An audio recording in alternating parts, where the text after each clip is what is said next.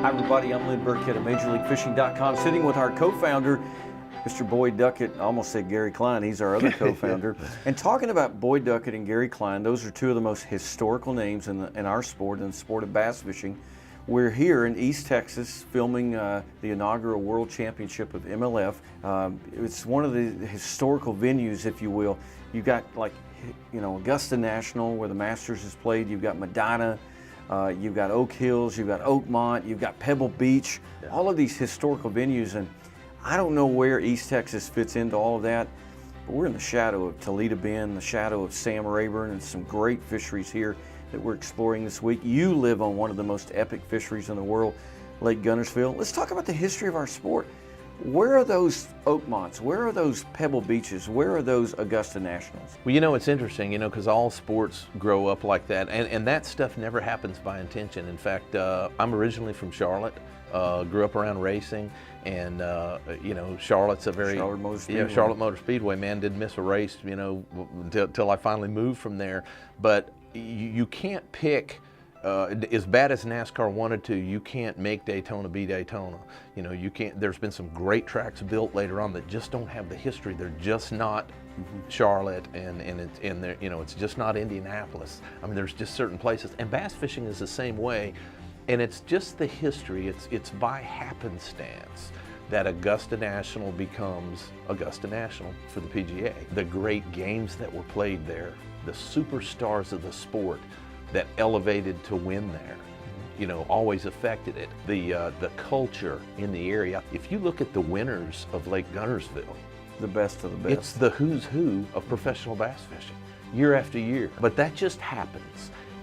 Texas is a phenomenal state for our sport. A lot of guys that fish, big fan base, some phenomenal fisheries. We started in Amistad. South Texas has some of the biggest bass in the country. Obviously Toledo Bend, Rayburn, you've mentioned those, but they're scattered around. Okeechobee for the Florida, of all the Florida venues, that's the one that's history, has the most history. So interesting. And then last year we were in your home state last fall at Eufaula. And boy, there's some history there. So if we had to pick, say, the 4 most historical venues for bass fishing, Guntersville's obviously on the list. You and I talked. It's probably the Augusta National of the sport. When you go to the golf venue analogy, or you go to the NASCAR venue analogy, one thing that stands out to me is, I'm a big NASCAR fan, Daytona National, Talladega. Yep. But then you've got some other tracks that are also very Darlington, Martinsville, and they're all, you think about them, but you think about them for different reasons. They're not all the same. So let's go away from Guntersville. What would be another fishery that you'd put on that list and that would be different but historical nonetheless? Well, I'm going to have to go to Florida because there's been so many events and so much history, and Okeechobee is where all of that happened. Okeechobee has suffered some, with the color of the water, but it has a tremendous amount of history, so I'm going to have to put that somewhere in my top 4. And then I'm probably going to have to come over here to Texas because there's been a lot of great professional anglers come out of Texas, and especially East Texas. Rayburn and Toledo, both are strong candidates, but I'm going to give Toledo probably the nod there for having more major events, a lot of big winners, a lot of our superstar players have won there. So now we've got to do one thing to wrap up that 4th historical venue. You've given me one in Alabama, you've given me one in Florida, you've given me one in Texas. Imagine the folks up north are like, wait a minute, I believe you actually won the one that would be on my list up north. Yeah, I'm going to say Oneida would be that's probably what you're referring to. There's been a lot of tournaments that have happened up there. It's a phenomenal fishery, both largemouth and smallmouth. Oneida could very easily be in the 4th spot. I would agree with you on that. And one more I want to mention that's unbelievable natural fishery is Lake Champlain. Yes. Champlain is really, really a special place, and it's cool to see those natural lakes, get in the mix as well, because they've been here for millions of years, and we just go out and catch them. They're not man-made. It's pretty cool. I want to ask you one last question.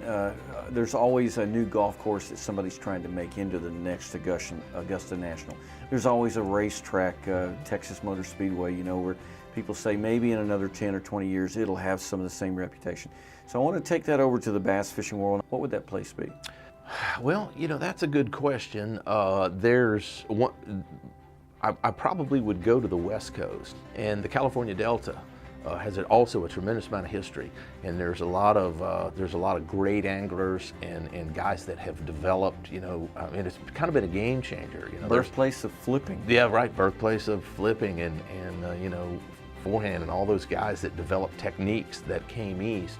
And so their shining star to me is the California Delta, fantastic natural fishery. Been there for a long time. So I'm gonna say that may be one that should be, would certainly be arguable to be in that top 4, top 5. We're in East Texas, Nacogdoches to be exact, fishing our inaugural World Championship on some of the greatest lakes in the history of our game. We're with one of the best in our sport, our co-founder Boyd Duckett. For more about our sport and where we fish, go to MajorLeagueFishing.com.